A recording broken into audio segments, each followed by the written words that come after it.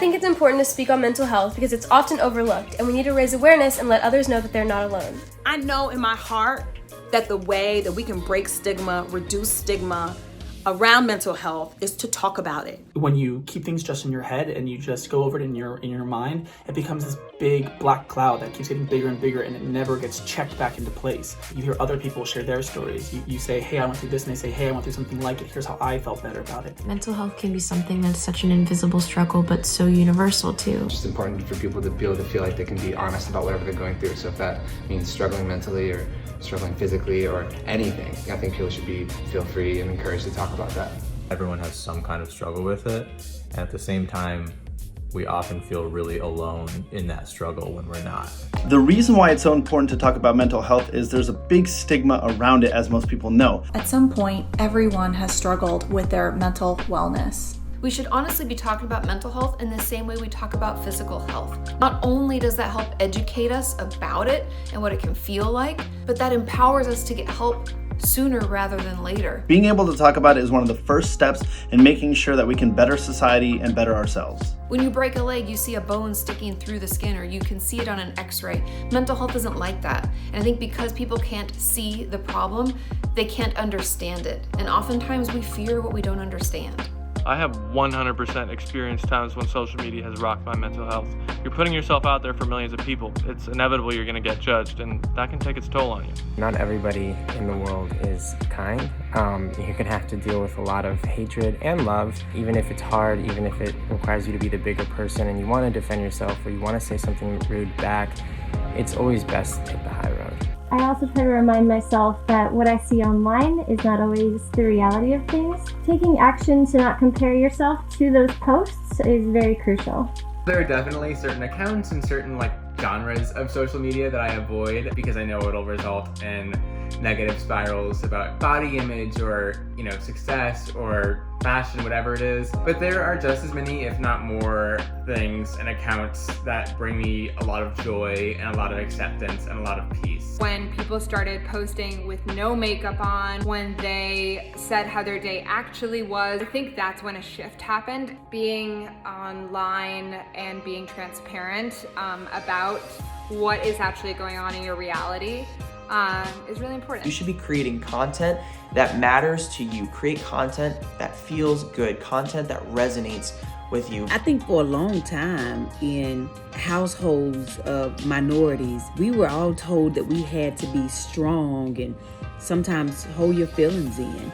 You're given so much community support. Your aunties, your uncles, your cousins, your aunties, uncles, cousin, brother, sister, they're around to, show you love and be your caretaker and check up on you. To them, they feel like you have no reason to be not mentally okay. I can see an African mom being like, I've given you clothes, I've given you food, I put a roof over your head. Why are you depressed? That's their mentality. It's but they don't understand that it's deeper than that, Many of the adults I knew growing up had 2 jobs, which left very little time to focus on things that concern mental health. It's definitely difficult to try and feel like there's a space to talk about what may be going on inside of your brain when your own cultural background doesn't necessarily put an emphasis on those conversations.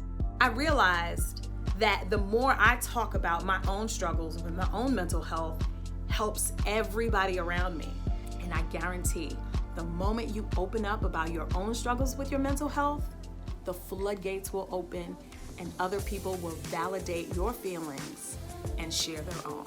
In order to heal, we need to tell our story. Even if you're just sitting in the sun for 5 minutes, 10 minutes, 15 minutes a day, that's really important, as well as exercise. Make sure that you're actually using up that energy, because I know a lot of us who are staying inside aren't really doing a lot of activities, and that's causing a mess up in our sleep. Get outside, exercise, do yoga, meditate, breath work, tap, take a salt bath. These are all free things that you can do for yourself to take great care of you.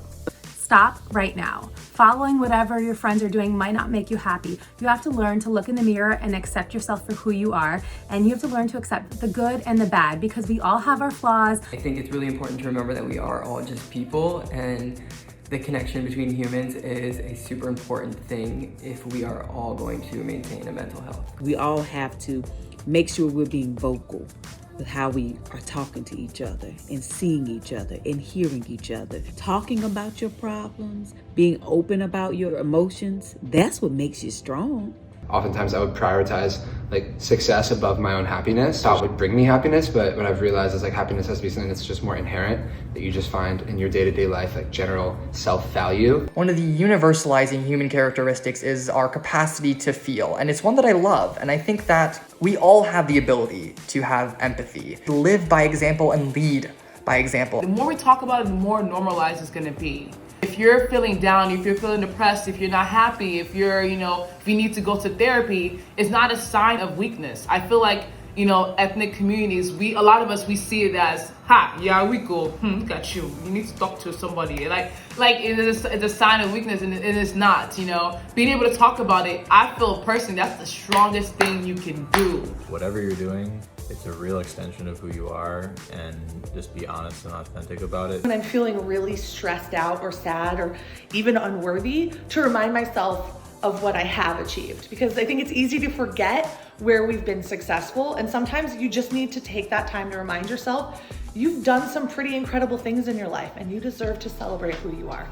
There are a lot of things that we can do to ensure those in our community and around us have the support that they need. Just checking in on them, making time to check in on those around us. I have an elderly neighbor that I check in on regularly. How are you doing? Do you need me to run to the grocery store for you? If you feel like taking care of yourself on a day-to-day basis is just too difficult, and you're more withdrawn than usual, I would definitely say it'd be wise to go out there and seek help from a medical professional. There's nothing wrong with seeing a therapist or a psychiatrist. We are not alone, and that whatever we're going through, there are people that can sympathize, and there are people that have went through it before that can offer us guidance and advice. We're trying to heal, right? And not only are we trying to heal for us, we're trying to heal for generations to come, right? Very good.